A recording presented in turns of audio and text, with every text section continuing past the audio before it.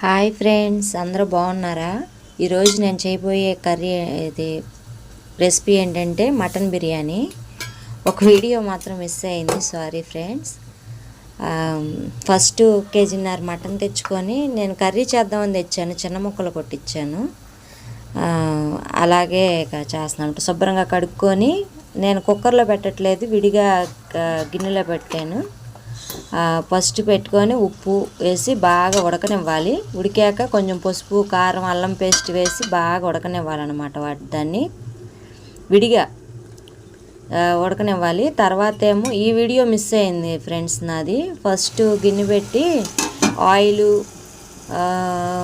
కొంచెం గీ ఎక్కువ వేసుకోండి, ఆయిల్ తక్కువ వేసుకోండి. ఆనియన్స్ వేసి ఎర్రగా వేయించండి. తర్వాత అల్లం పేస్ట్ వేసుకోండి, బాగా వేయించండి. పచ్చిమిర్చి, పుదీనా, కొత్తిమీర, టమాటా వేసి బాగా వేగాక అప్పుడు టమాటా వేసి అవి కూడా కొంచెం వేగాక కొద్దిగా పాలు, కొద్దిగా పెరుగు వేసి బాగా వేగనివ్వాలి ఫ్రెండ్స్. బాగా వేగాక అప్పుడు నేను రైస్ కూడా కేజీ వేసుకున్నాను. మటన్ ఏమో కేజీన్నర తెచ్చుకున్నాను అనమాట. కేజీంబావు రైసు,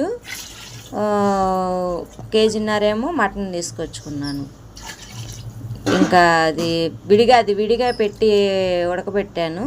ఉప్పు, కారం, అల్లం పేస్ట్ అదంతా వేసి ఇది ఏమో ఇట్లాగా వేసాను అనమాట. వేసాక అప్పుడు గ్లాసున్నర నీళ్ళు పోసుకోవాలి.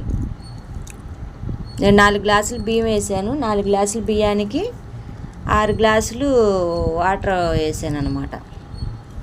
అప్పుడు కొలత చక్కగా సరిపోద్ది మనకి దమ్ముకి.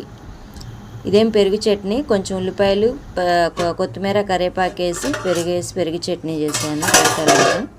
ఇంకా అదేనమాట, ఇంకా కర్రీ ఏం చేయలేదు. చాలా బాగుంటుంది ఫ్రెండ్స్ ఇది.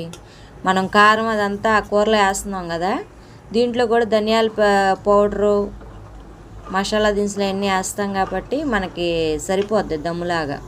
ఇంకా కర్రీ ఏం లేకపోయినా సరే బాగుంటుంది అంతా, చాలా బాగా వస్తుంది ఫ్రెండ్స్.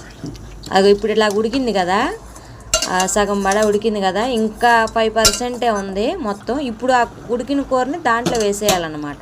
బాగా ఉడికిపోయింది చూడండి. ఉప్పు, కారం, అల్లం పేస్ట్ వేసి బాగా పక్కన ఉడికిచ్చాను.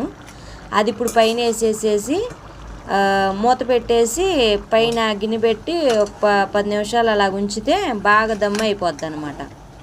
చాలా బాగుంటుంది ఫ్రెండ్స్ టేస్ట్.